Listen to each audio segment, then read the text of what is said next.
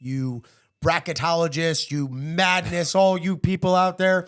We are going to talk a little bit of March Madness. Now, got to tell you, some of my students are going to be shocked because they bring it up, and I'm like, be quiet. I don't care about your bracket. But now we do, people, all right? So what me, okay, and my co-host, Mr. DaCosta, have done is With production, we have analyzed the brackets. We've become our own little you've heard of Scientology. Well, this is bracketology, okay? We're doing our own version of bracketology. Terrible. We have So looked terrible. at the 4 quadrants of the bracket, and we have taken our picks of the 4 teams that we're going to sit down, we're going to follow.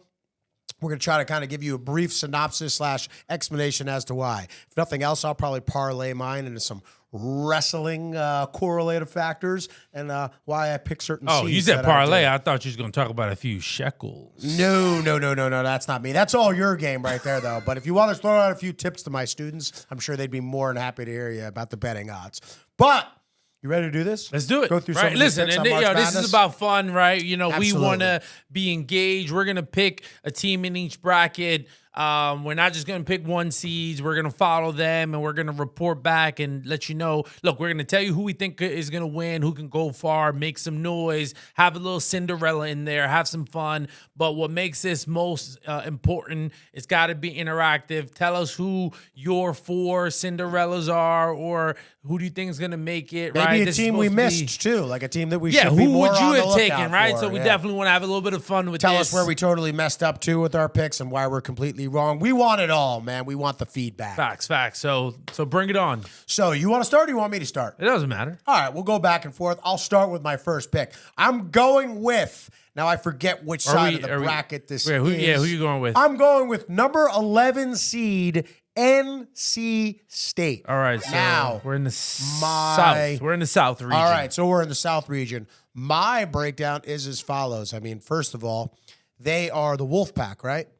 I believe so. Okay, Absolutely. so I mean, nothing's more ferocious in a basketball tournament than the Wolfpack, man. Oh, no. I mean, What they're are we coming. doing? They're What are coming. we They're coming doing? 30 Oh, my deep, God. man. They're coming to take down their prey any way they can. That's what a Wolfpack does. So you really picked your selections No. based on animals? No.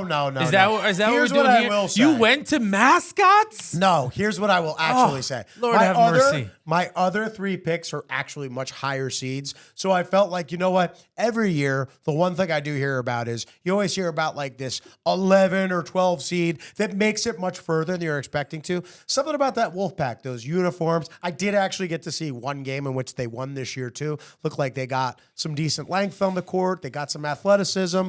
And I think, if memory serves, they are a decent 3-point shooting team, which it seems this time of year seems to kind of be the big play. If you got some athleticism, you're going to hit some 3-point shots. That's what it comes down to. Also, heck of a crowd following that they have too down there at NC State.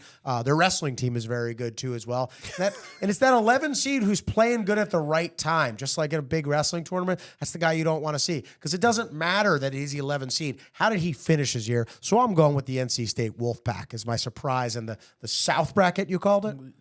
Yes. See, in wrestling, there's only one bracket, all right? Because there's only one. We're talking about basketball, sir. Yeah, right? yeah. And But I have to do some of my correlative factors. I see it. Clearly, you made your decision based on mascots, right? Yes. And we will be monitoring Yes. that from now on. But, NC State Wolfpack, tell me if I'm crazy.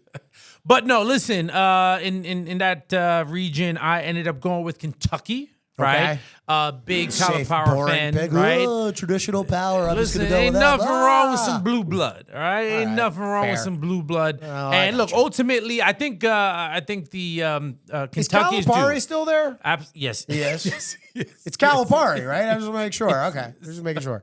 But no, listen, I think they're due, right? You know, he's won one national championship there. About the tournament, like you mentioned, it's about really, really good guard play. He has a And record though, maybe for like most first round draft picks, man. I mean, Kentucky was like a factory at one point. 100%. And so I think they're due. I think they're due to go far. I think, you know, they have a legit shot to win it all, right? And listen, we want to see it, right? You know, when it comes to March Madness, as much as we love the Cinderella, we want to see some of those blue bloods in there, whether Sure. they win, whether they get upset. And I'd love to see Kentucky go far. So coming out of that region, I got Kentucky, as well as I had a friend, The Wildcats, right? right? The Kentucky? Wildcats. I had a Okay. friend, he passed, and he was a huge, Kentucky fan, college basketball. that, man. So rooting for him and, in honor of him, I should really say. And again, Calipari needs another one to validate his time there as well as his legacy. So he still got that like beautiful slick back, not a strand out of place hair. Oh, he's a mobster for sure. Oh Absolutely. man, that guy looked like the sports agent of all sports. Do you remember the old movie He Got Game Yes. with Jesus Shuttlesworth? Yes. Remember when he meets the agent for the first time? He's a little bit shorter. He was just like, just because I'm Italian, Jesus, doesn't mean I work in the mob. I'm a sports agent. Like that. That guy reminds me of John Calipari. Now Calipari, of course, a little bit taller, but nonetheless, people, if you never see that movie too, go check it out. He Got I Game. pray if you were a sports fan, you've seen that movie. That's why my face. You see went what he did there? Pray, Jesus, Shuttlesworth. Oh my God. Ah, yeah. All right. I'm going Was to that my a dad joke? What are we I'm doing going- here? I'm going to my- mascots and dad jokes. Oh, yeah, they're here. Now, going to my number 2 team that I'm picking here. Now, this one I think has got a little bit more merit to it. I'm going with Iowa State. Can you tell me, please, which bracket that's out Iowa of? State. Now we are in the East. Okay, so they're in the Eastern bracket. Now, I don't know their total record. I haven't looked at all the records of the teams, but I do know this. Any team that finishes a year winning a conference tournament, to me, I'm going to make another wrestling analogy though. We always say he's getting hot at the right time. Well, this tournament seems to be a lot about who's getting hot at the right time. And it's one game. It's not a series of games, anything like that. It's about who's hot coming into that tournament and who's ready to just go out and win one games. Well, Iowa State, coming off of their win in the Big 12 tourney, I think they're ready to go. They also have arguably the greatest college athlete in the history of college sports, one Cale Sanderson, who formerly competed for them, 159-0. In wrestling. I made another wrestling analogy. No mascots, though. I do know they're the Cyclones. Okay. Listen, I'm going with UConn here, right? Again, another blue blood. But listen, they have the experience. This guy's safe. right? They have He's the safe. experience. Kentucky. UConn. Lord have Really mercy. stepping out on a limb here. At the end of the day, right? I'm going with UConn. Look, I think they could do it again, right? Like Sure. you don't really see too much back to back. I have heard a And lot of overwhelming talk that they are the 100%. favorite, And so. listen, it would be nice to see, look, the Chiefs won back to back. It would be nice to see UConn go back to back. That's cool. Right? Have some consistency. They got a really good recruiting class, right? They have experience. They have good guard play. So for me, I got to go, in that northern region and stick with, a local blue blood. And so I'm going with UConn here. Okay. So I'm going with my third team, who is a 3 seed. Now, this one, I've actually got a couple of stats to back it up. So a student actually threw this team out to me today in class. So I get a shout out to him for giving me this pick. But I'm going to go with Creighton University. Okay. Now, interesting stat that he showed me in the last however many years, the final 4 teams. Okay.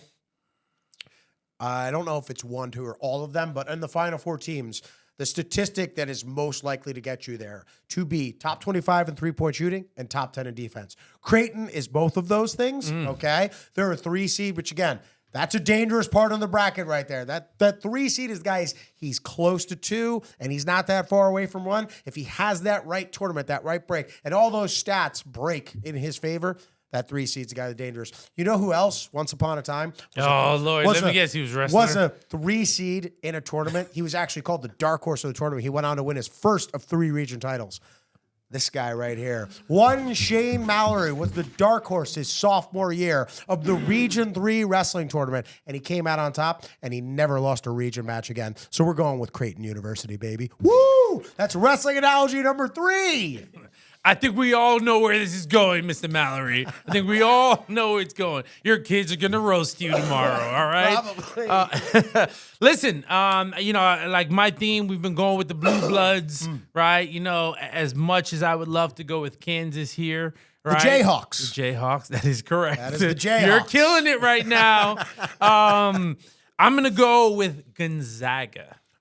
I Right. like that pick. Adam Morrison. Right? Nobody's talking about them. They're not a number 1 seed. They've gone underrated, right? And I think this is the perfect sleeper opportunity. They have low expectation, right? They don't have the pressure. But they have really good coaching, right? They have a really good system. Okay. And so I think they have a really good opportunity to succeed.